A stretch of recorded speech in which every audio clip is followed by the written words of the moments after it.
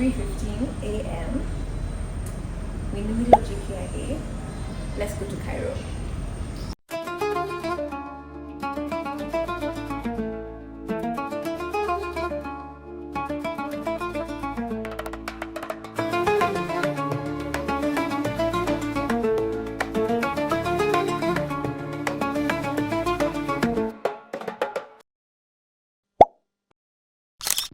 We started our journey to Cairo from Nairobi.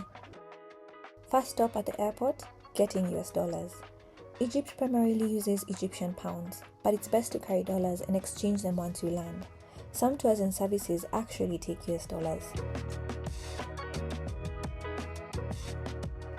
We got to the airport early, so we walked around to see what was open. And of course, a mandatory duty-free stop. Never really likes the sense. Oh, is it? Ah, this is. Oh, okay, that's nice. This.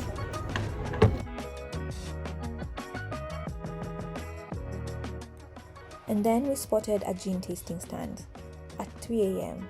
But when duty-free offers free samples, you participate. Consider it pre-flight hydration. We also checked out the Kenya Airways lounge.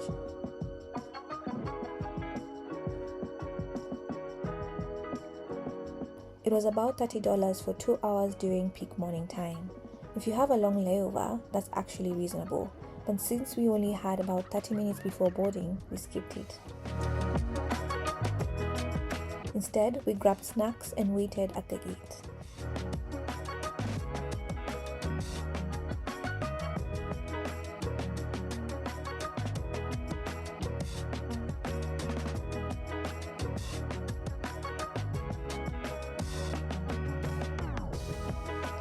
We flew Egypt Air, about 5 hours from Nairobi to Cairo. The ticket prices were reasonable compared to other carriers on the route. The monitor is in front of you for your safety. If you are not request to pass in your seatbelt. Put your The food was decent and they had a good movie selection, which definitely helped pass the time.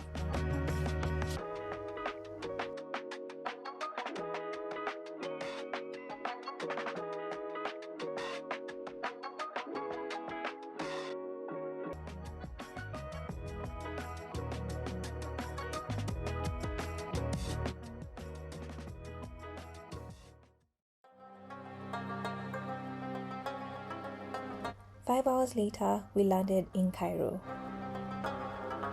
First stop after immigration, SIM cards. You'll see Vodafone and Orange at the airport.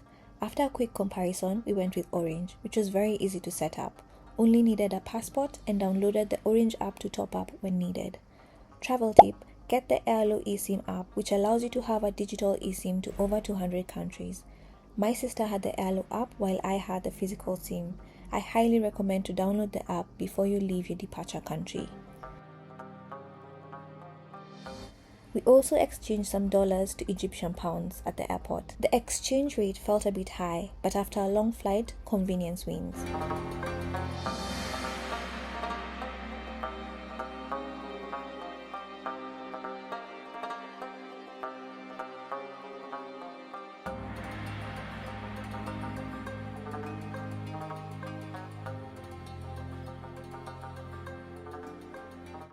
We got picked up by a driver from the hotel who was already waiting for us at the airport, and off we were to explore Cairo.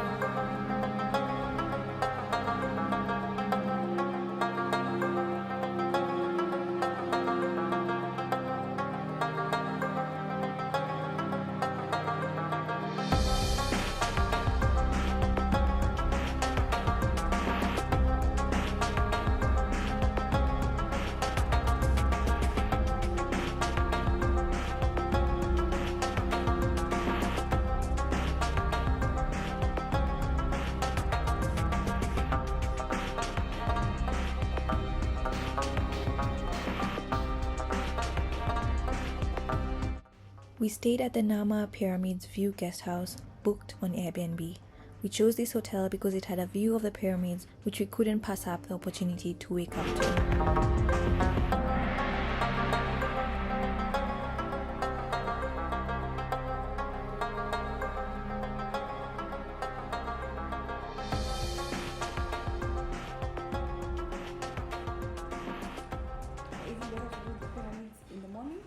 even now is. Since we only had 2 days in Cairo, we booked a 2-day tour package through the hotel. Quick tip, if you're short on time, pre-arranged tours help save a lot of logistics stress. We chose the most affordable room because we knew we wouldn't spend much time inside. It had everything we needed, clean, comfortable, and functional.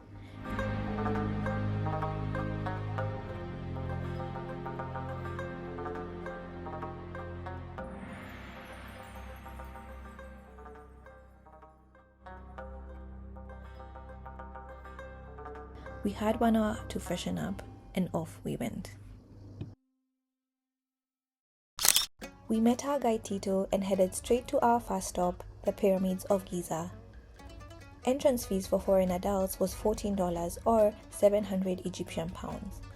General entry gets you into the complex, but entering the Great Pyramids cost extra. Tip: payment to historical sites is only by card, so have a card on deck with money. They now have hop on and off buses inside the complex, which makes moving between stops much easier, especially in the heat.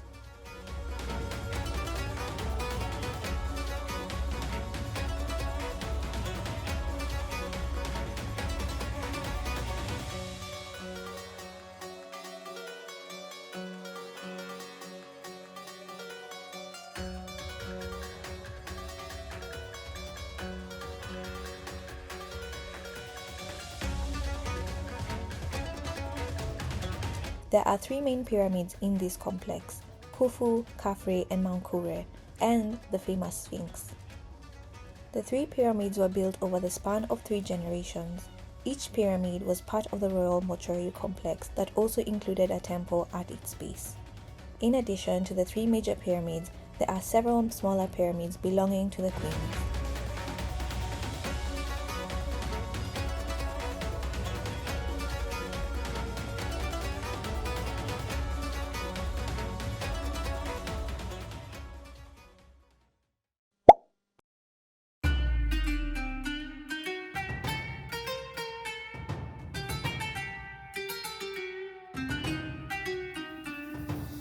Saqqara is home to the Step Pyramid of Djoser, considered the world's first pyramid.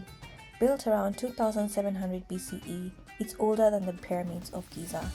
The entire complex was surrounded by a massive wall built of fine white limestone blocks. This singular opening of the ritual enclosure leads to a small court.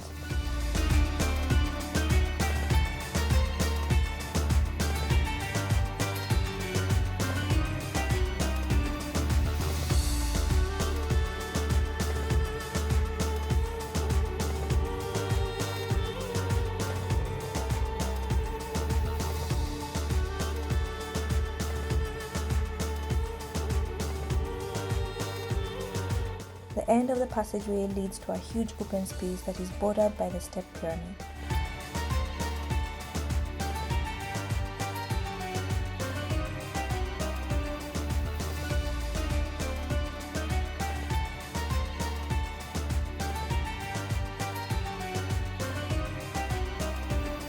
Under the center of the pyramid is a central shaft, and at the bottom was a burial chamber. The final burial chamber was carved of granite and had a cylindrical opening on the roof, which was sealed off once the body of the king was put in it. These step pyramids of Saqqara represent the culmination of the royal funeral architectural development back of Egypt's glorious age of the pyramid.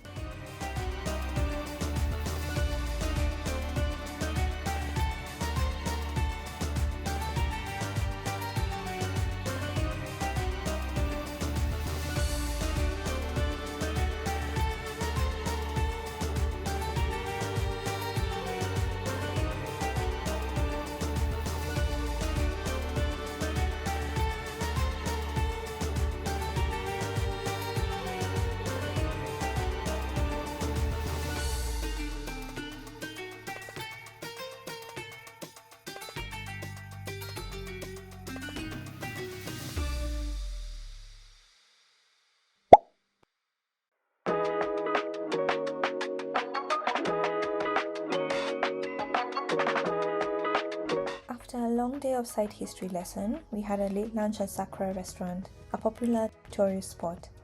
Expect traditional Egyptian dishes, generous portions, and a tourist pricing.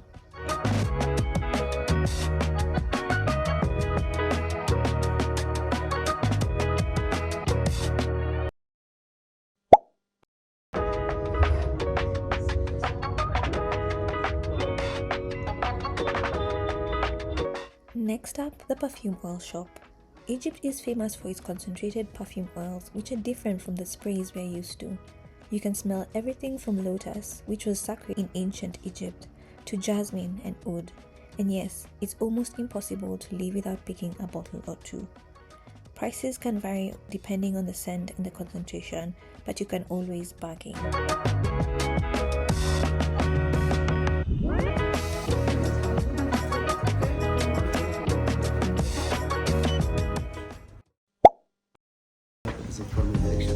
Four noodles slightly per season, 12 equal 12 months, and almost 24 hours in the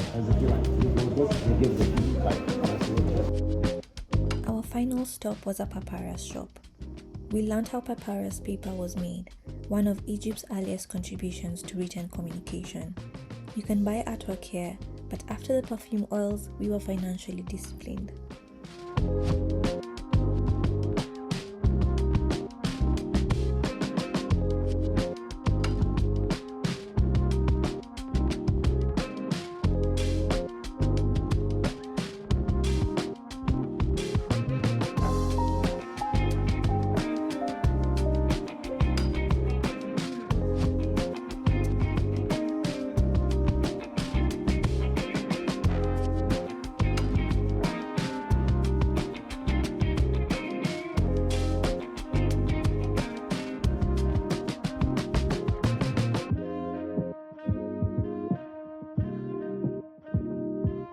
By the time we got back to our hotel, we were exhausted. Cairo doesn't ease you in, it throws you straight into 4,000 years of history. And this was just day one.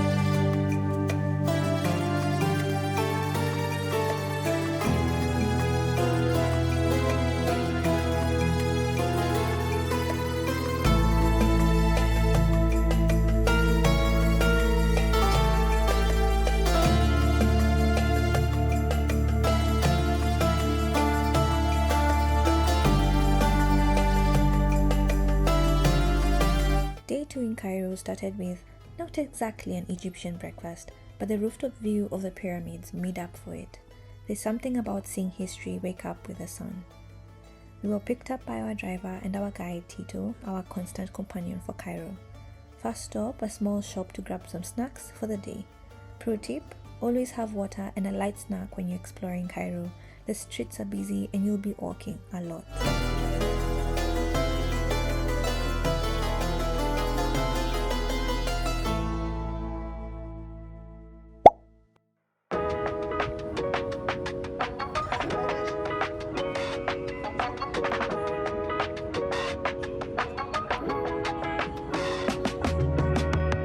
fast rail stop, the National Museum of Egyptian Civilization. Walking through the museum is like stepping into a timeline of ancient life, from intricate jewelry and pottery to royal mummies, which, by the way, you're not allowed to photograph. It's a great place to get a sense of Egypt's long history and a quiet break from the chaos outside.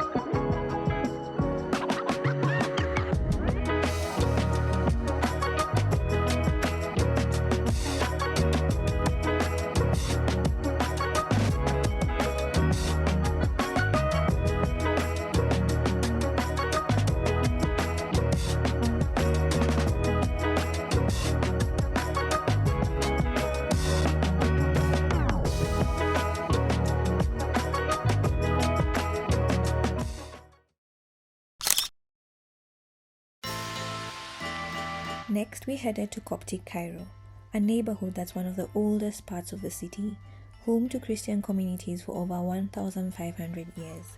According to tradition, Jesus, Mary, and Joseph fled to Egypt to escape King Herod's decree.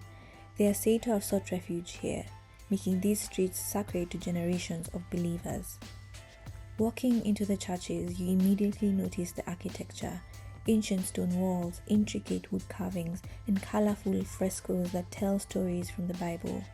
Each church feels like a time capsule, preserving centuries of faith, art, and devotion.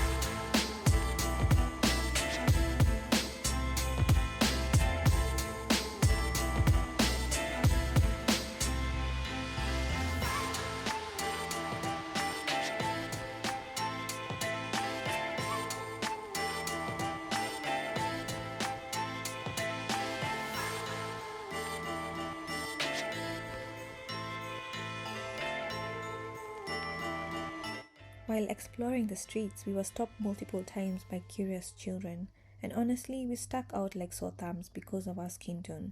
Don't be surprised if locals ask for photos.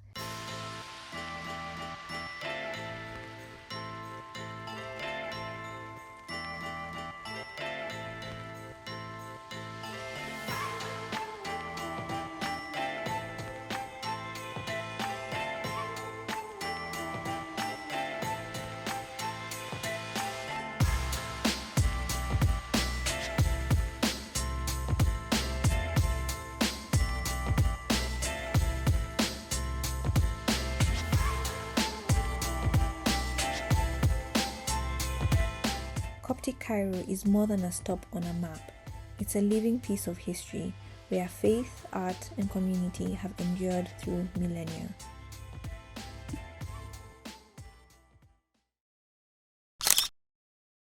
After Coptic Cairo, it was time for a little souvenir shopping. From handcrafted trinkets to local art, we had a lot to buy.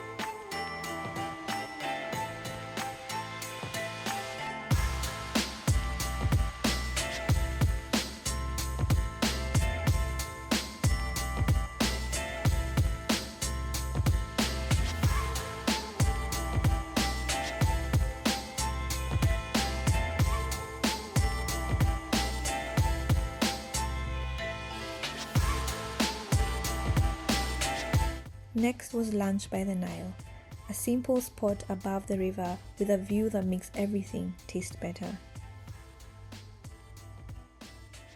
From the Nile, you can see Cairo's skyline in a light, famous hotels lining the riverbank, and luxury cruises slowly gliding past. It's a beautiful juxtaposition, centuries-old churches on one side, modern life flowing along the Nile on the other. Later, we made our way towards the bus station, but first, we had to discover the streets of Cairo at night.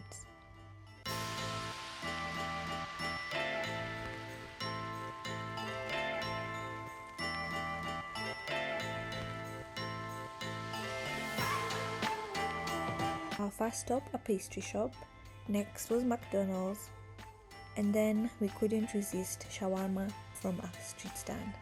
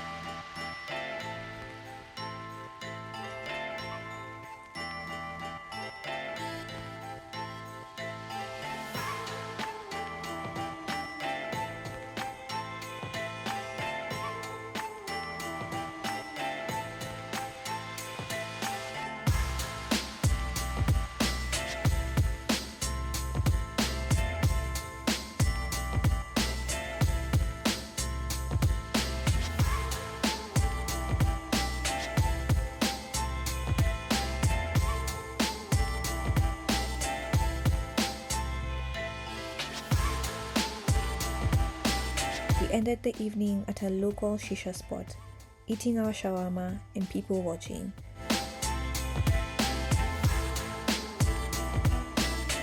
Cairo by night has a rhythm all on its own, chaotic, alive, and endlessly fascinating.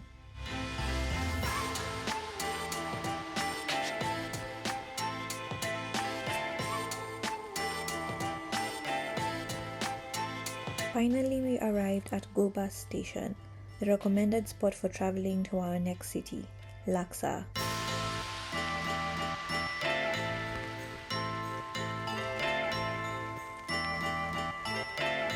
From the pyramids to the Nile and the streets that never seem to sleep, Cairo had already left its mark. On to our next city.